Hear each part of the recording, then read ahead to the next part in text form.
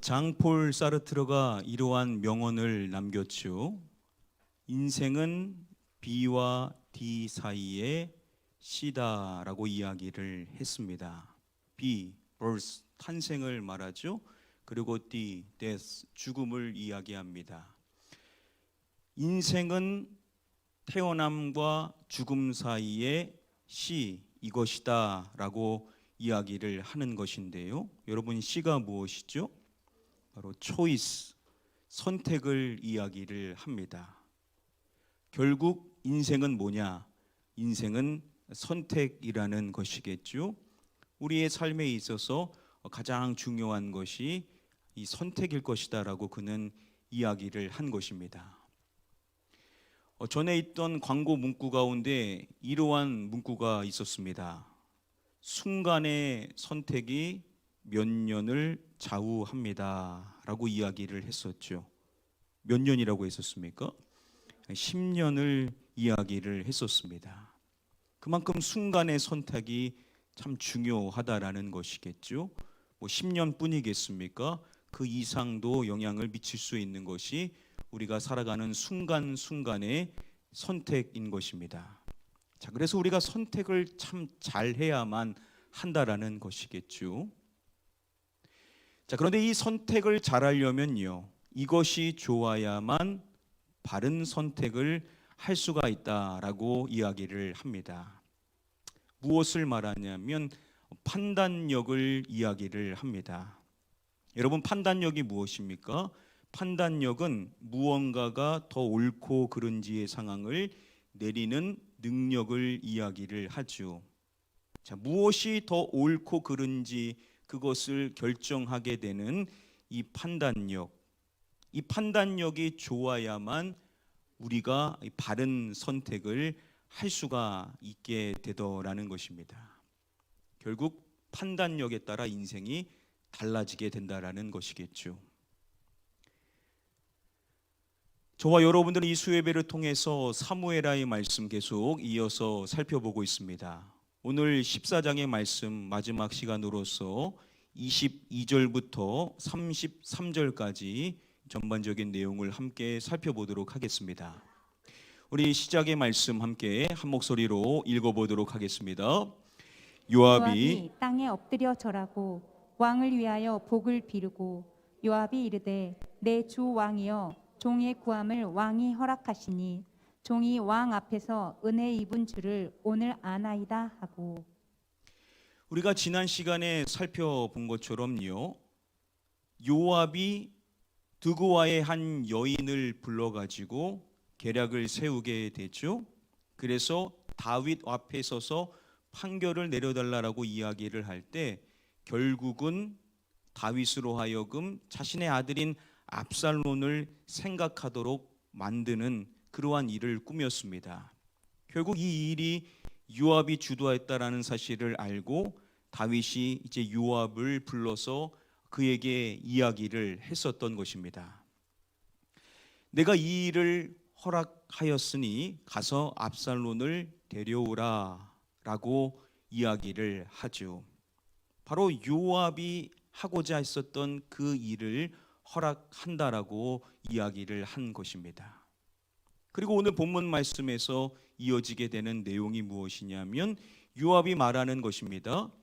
내 주 왕이여 종의 구함을 왕이 허락하시니 종이 왕 앞에서 은혜 입은 줄을 오늘 아나이다. 결국은 왕이 이 자신의 구함을 허락해 준 것에 대한 감사함의 표현을 하는 것으로 볼 수가 있습니다.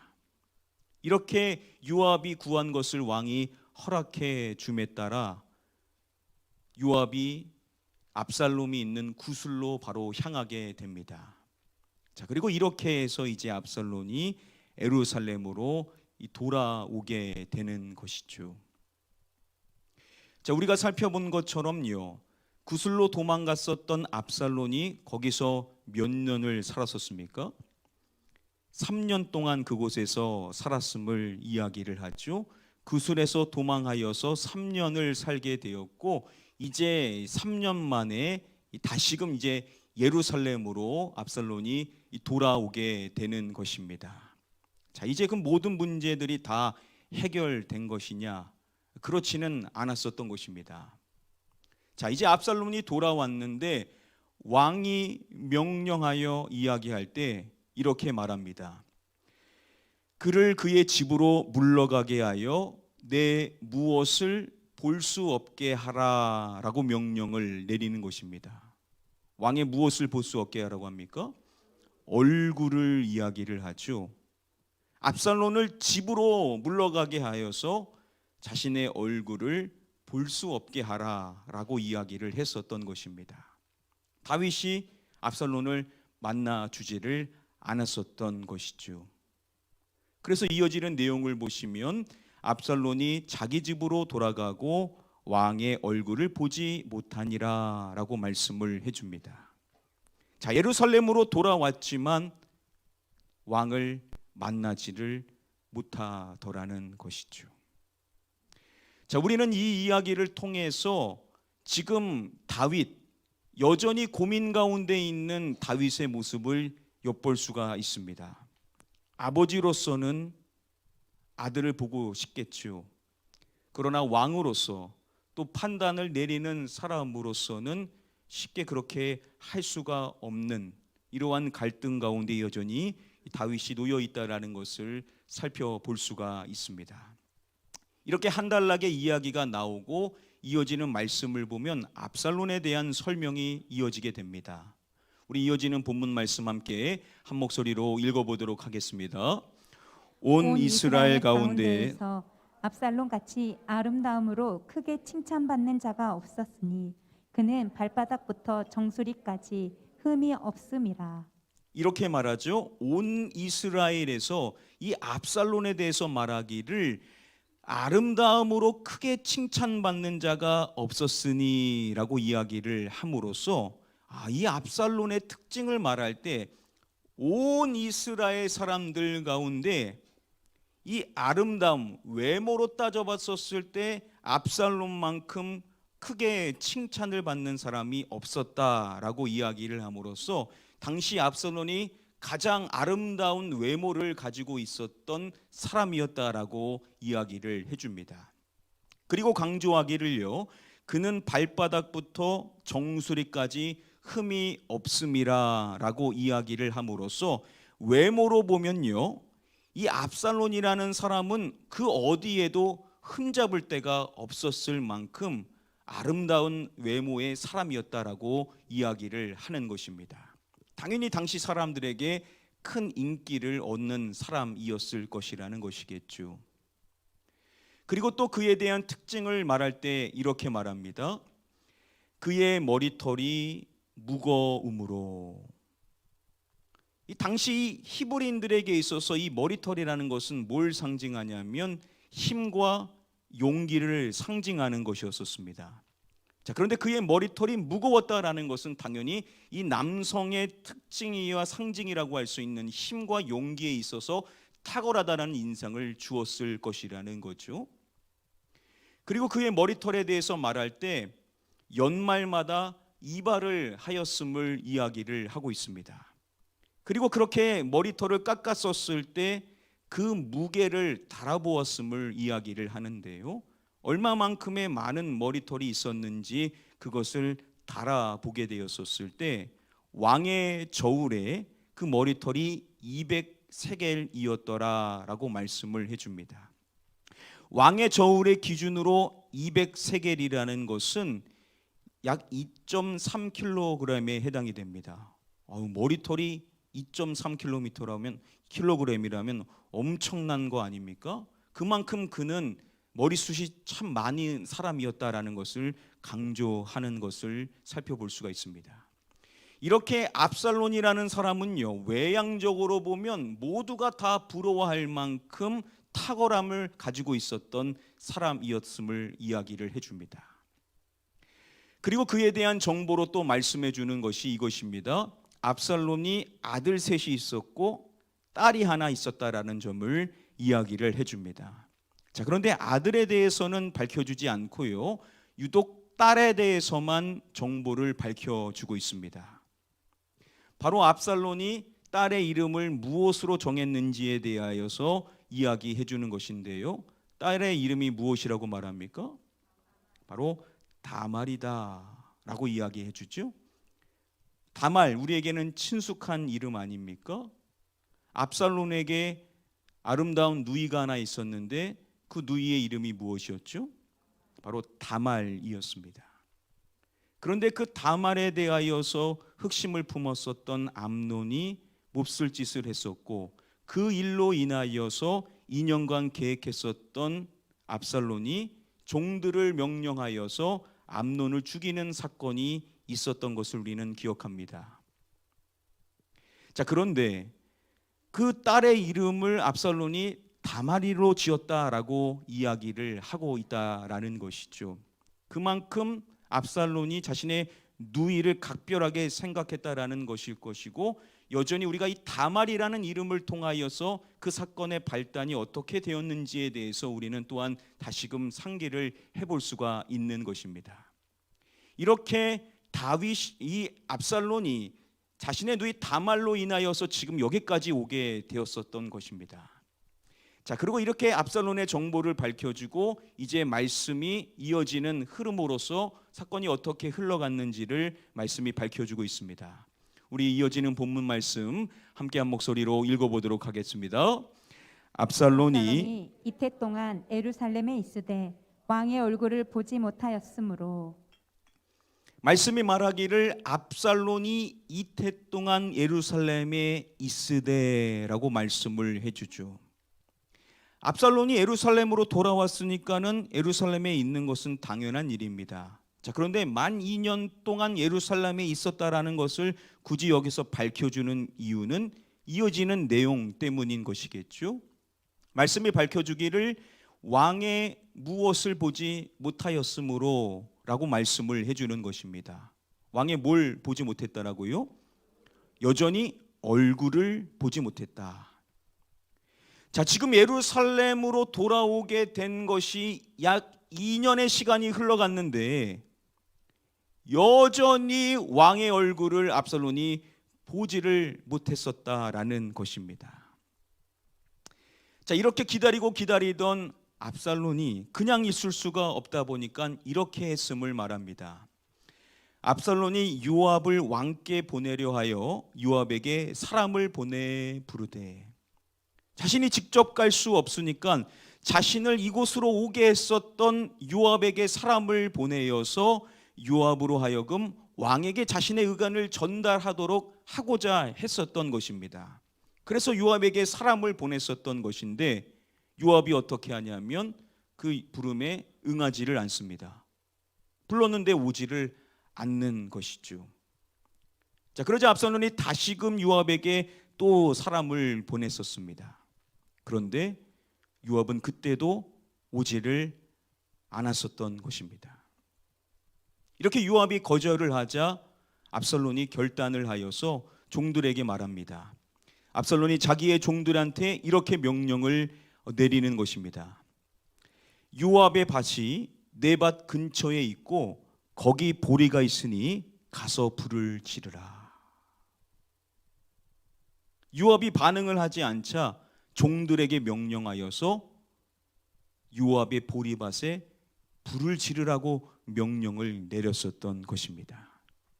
자, 이렇게 해서 종들이 그 명령을 따라 요압의 보리밭에 불을 질러 버리게 되었었던 것입니다. 자, 이렇게 자신의 보리밭이 불타는 것을 보게 되자 요압이 가만히 있을 수가 없어서 그제서야 압살롬의 집으로 와서 압살롬을 대면하게 됩니다. 그때 요압이 먼저 말하는 것입니다. 어찌하여 네 종들이 내 밭에 불을 질렀느냐? 왜 이런 일을 명령했었는지 그에게 이유를 따져 묻고자 하는 것이죠. 자, 그때서야 이제 압살롬이 요압에게 하고 싶은 이야기를 하는 것입니다. 먼저 이렇게 말합니다. 내가 일찍이 사람을 내게 보내 너를 이리로 오라고 청한 것은 내가 너를 왕께 보내 아뢰게 하기를. 내가 당신에게 사람을 보냈었던 이유는 당신을 왕에게 보내어서 내가 하고 싶은 이야기를 전하게 하고자 했었던 것이었다라는 것을 밝히는 것입니다. 자신이 하고 싶은 이야기가 이것이었다라고 그가 이야기를 하는데요. 어찌하여 내가 어디에서 돌아오게 되었나이까? 이때까지 거기에 있는 것이 내게 나았으리다 라고 이렇게 왕에게 전하고자 했었다라는 것입니다. 자신이 어디에서 돌아오게 되었나이까 라고 말을 합니까? 구술을 이야기하죠. 그가 도망가 있었던 외가의 집인 그 구술, 내가 어찌하여 구술에서 지금 예루살렘으로 돌아오게 되었나이까? 차라리 내가 구술에 있었던 것이 자신에게는 더 나았을 것입니다 라고 이야기하고 싶었다라는 것입니다. 여러분, 구술에서 예루살렘으로 돌아오게 했었던 장본인이 누구입니까? 누가 그 일을 꾸몄던 것이죠? 요압이 했었던 것이죠. 그래서 지금 요압한테 이 이야기를 하는 것입니다. 그리고 압살롬이 요압에게 분명하게 이렇게 말합니다. 이제는 네가 나로 하여금 왕의 얼굴을 볼 수 있게 하라.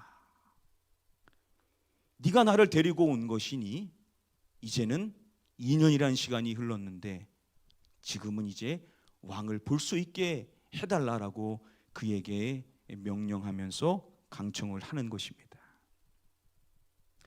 자, 이렇게 해서 요압이 가만히 있을 수가 없었고 왕을 찾아가게 됩니다. 그리고 압살롬의 이야기를 전하게 되었던 것이죠. 자, 왕이 2년 동안 압살롬을 안 불렀습니다. 자, 그러면 지금 요압이 와서 아렌다라고 그렇게 쉽게 움직일 수가 있겠습니까? 자, 그런데 말씀을 보면 바로 이렇게 말합니다. 왕이 압살롬을 무엇하니라고 말씀을 해줍니다. 왕이 압살롬을 부르니라고 말하죠. 2년 동안 부르지를 않았는데 압살롬이 찾아와서 이야기하자 쫄래쫄래 왕이 압살롬을 부르는 것입니다. 이렇게 해서 압살롬이 왕을 대면하게 되는 것입니다. 압살롬은 잘못한 것이 있으니 왕 앞에 얼굴을 땅에 대고 그에게 절을 하는 것입니다. 그리고 말씀 마지막이 말하는 내용이 이것이죠. 왕이 압살롬과 입을 맞추니라. 당시의 인사 문화죠. 이렇게 왕이 압살롬과 인사를 했다라는 것은 이제 공식적으로 사면을 해준다라는, 용서를 해준다라는 사인의 표시에 해당이 됩니다. 이렇게 해서 이제 공식적으로 압살롬이 활동을 할 수 있게 되는 것이죠. 여러분, 이렇게 해서 우리가 14장의 말씀, 결코 짧지 않은 이 스토리의 이야기를 2시간에 걸쳐서 우리가 함께 다 살펴봤습니다. 여러분, 14장의 말씀을 살펴보면서 어떠한 느낌을 받으셨습니까? 저는 다윗에 대한 생각을 하면서 참 이상하다라는 생각을 하지 않을 수가 없었습니다. 여러분, 최초의 말씀이 이야기하고 있는 발단인 압살롬이 예루살렘으로 돌아오게 되는 것, 여러분, 이 돌아오게 되는 것이 다윗이 주도하여서 자신의 계획과 자신의 시간에 맞춰서 그렇게 했었던 것이었습니까? 아니면 다윗이 아닌 누군가에 의해서 결정이 되었던 것입니까? 누구를 통해서 결정된 것이었죠? 요압이 했었던 일이었죠. 그래서 요압이 뭐라고 말합니까? 내 주 왕이여, 종의 구함을 왕이 허락하시니. 압살롬을 불러들이게 된 것도 다윗이 판단하고 자신의 시간에 맞춰서 자신이 주도적으로 한 것이 아니라 요압이 계략을 꾸며서 결국 자신이 원하는 것을 요청하였었을 때 왕이 허락함으로써 이 일이 진행되었던 것을 전반부에서 이야기를 하고 있습니다. 자, 그리고 결론적으로 왕을 대면하게 되는 압살롬, 여러분, 압살롬을 만나게 될 때도 왕이 주도하여서 자신의 시간 계획에 따라서 자신의 판단에 의하여서 압살롬을 만나게 되었었던 것이 아니죠? 누가 이야기해서 만나게 된 겁니까? 요압이 그에게 찾아와서 자초지종을 이야기하자 바로 압살롬을 불렀음을 말씀이 이야기를 하고 있다라는 것이죠. 14장의 말씀 안에서 다윗의 이야기를 들어보면요, 이 다윗이 자기 주도적으로 자신의 판단에 의하여 사리분별을 분명하게 하여서 그 시간에 맞춰서 판단하는 모습을 전혀 살펴볼 수가 없다라는 겁니다. 누가 하라는 대로 쫄래쫄래 따라합니까? 요압이 하자는 대로 쫄래쫄래 따라하는 모습을 보이게 되더라는 것이죠. 아니, 지금 왕이라는 사람이 자신이 바른 판단에 의하여서 올바른 선택을 해야 되는데 요압이 하자는 대로 그냥 딸려가는 모습을 보이더라는 것입니다. 이게 아주 심각한 것인데요, 아주 심각한 이야기를 14장에서 지금 하고 있는 겁니다. 여러분, 두고와 여인이 그냥 여인인데 어떻게 왕에게 찾아와서 왕에게 자신을 좀 도와달라고 하소연을 할 수가 있었다라고 했었습니까? 당시 이 고대 이스라엘의 왕은요, 직접 백성들의 불만을 듣고 문제를 해결해 주는 재판 제도가 있었기 때문이었다라고 했죠. 지금 말씀이 구체적으로 밝혀주고 있지 않지만 다윗이 하고 있는 역할이 뭐냐면 왕으로서 재판을 하는 역할을 지금 하고 있었다라는 것입니다. 재판관으로서 그가 역할을 감당해 나가는 사람이었다라는 거죠. 이게 명확히 맞다라는 것을 이제 15장의 말씀에 가서 보면 알 수가 있습니다. 15장에 보면 사람들이 왕에게 재판을 청하러 찾아오게 되었다라는 말씀이 반복하여 나오고 있습니다. 즉 지금 왕은요, 누구냐? 재판하는 역할을 감당하는 사람이라는 겁니다. 여러분, 재판관이면 뭘 잘해야 됩니까? 판단력이 좋아져서 옳고 그름을 바르게 판단하는 그러한 결단력을 가져야만 하는 사람이죠. 그런데 14장의 말씀이 다윗에 대해서 말하고 있는 내용을 살펴보면 다윗에게 판단력을 찾아볼 수 있습니까? 없습니까? 전혀 판단력을 찾아볼 수가 없다라는 겁니다. 그러면 그러한 다윗이 백성들의 재판을 제대로 했겠냐? 제대로 할 리가 없었다라는 것이겠죠. 여러분, 지금 이 14장의 말씀 안에서 이 다윗의 이 안타까운 이야기를 우리가 살펴보면 결국 우리는 다시금 원점으로 돌아갈 수밖에 없을 것입니다. 뭐가 문제냐라는 것이죠. 한 주석서는 이렇게 이야기를 합니다. 우리는 인간이 한 번 기준이 무너져 분별력이 흐려지면 계속해서 옳고 그름을 판단치 못하고 치명적인 실수를 저지르게 됨을 알 수 있다라고 설명을 해줍니다. 다윗이 한 번 기준이 무너져서 분별력이 흐려지게 됨으로써 잘못된 선택을 했었는데 그게 그 한 번으로 끝나는 것이 아니라 계속해서 옳고 그름을 판단치 못하고 치명적인 실수를 저지르게 되더라는 것이죠. 한 번 기준이 무너졌는데 그 무너짐의 파장이 얼마나 크냐라고 우리에게 지금 이야기를 한다라는 겁니다. 그 한 번의 기준이 무너져서 옳은 판단력을 갖고 재판을 해야 된 다윗이 그 판단력을 갖지 못하고 그저 사람에 딸려가는 모습을 보이더라는 것입니다.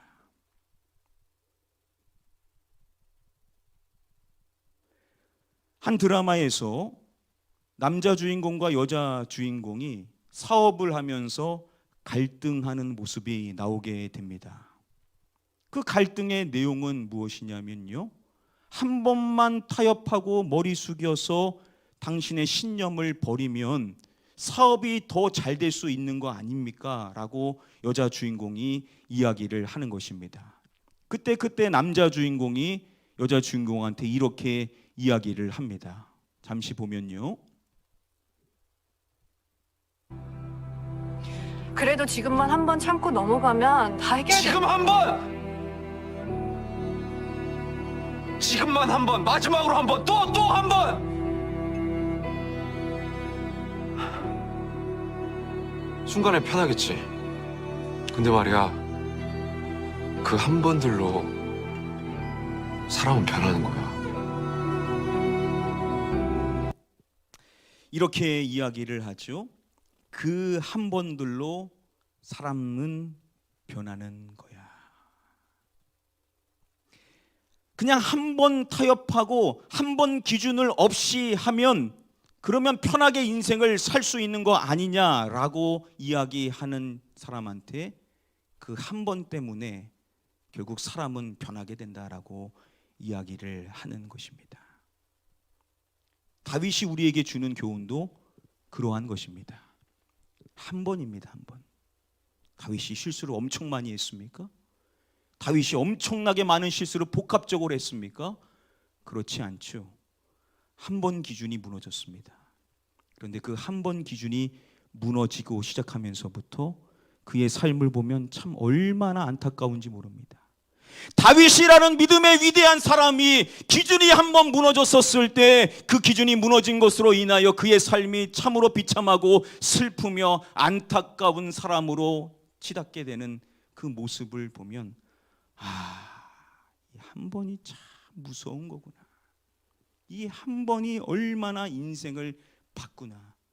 한 번의 잘못된 선택이 그의 인생과 그 자녀의 삶과 이스라엘의 삶을 뒤바꿔 버리는 것을 보게 되더라는 것입니다. 여러분 어떻습니까? 우리의 한 번의 선택이요 우리의 인생을 뒤바꿔 버립니다. 우리의 인생만 바꿉니까? 우리의 자녀의 인생도 바꿔버리고 우리의 공동체의 인생도 바꿔버릴 수가 있습니다. 여러분 어떠한 선택을 하시겠습니까? 결국 믿음의 선택을 한다라는 것은 원점으로 돌아가야 되는 것입니다. 내 욕심, 결국 다윗이 자신의 욕심에 의하여 정욕에 빠져서 하나님을 잊어버리고 신앙 중심의 삶을 살지 않고 그 기준을 버려버림으로써 자녀를 옳게 교육하지 않고 그냥 넘어가고 시간이 흘러가는 대로 대충 시간 때우면서 보내다가 결국 사람이 말하는 대로 끌려가게 되는 결과가 무엇이냐는 것이죠. 이제 15장에 가서 그 결과를 우리가 보게 되는 것입니다. 사랑하는 성도 여러분들, 어떠한 선택을 하느냐가 우리의 인생, 우리의 가족의 인생, 우리 공동체의 인생을 뒤바꿀 수 있다는 것입니다.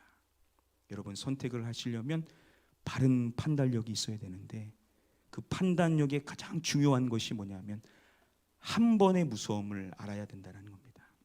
한 번만 타협하지 뭐. 한 번만 기준을 벗어버리지. 한 번만 눈 한 번 딱 감아보지. 라고 하는 거기서부터 결국은 이러한 큰 파장을 일으키게 된다라는 사실을 우리는 꼭 기억해야만 될 줄 믿습니다. 타협하지 않아야 된다. 절대 기준을 버려서는 안 된다.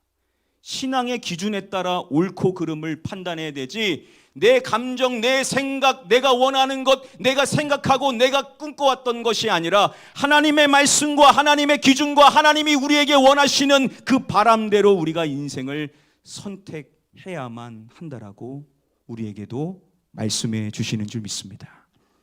무슨 판단을 하시겠습니까? 그 판단의 몫은 여러분들과 여러분들의 가정과 여러분들의 공동체가 짊어지게 될 것입니다. 바라옵기는 오늘 이 말씀을 통하여서 저와 여러분들이 하나님이 원하시는 바른 판단력을 갖고 옳게 선택을 하여서 하나님께서 원하시고 바라시는 방향으로 나아갈 수 있는 저와 여러분들 되시기를 주님의 이름으로 간절히 축복하며 축원합니다.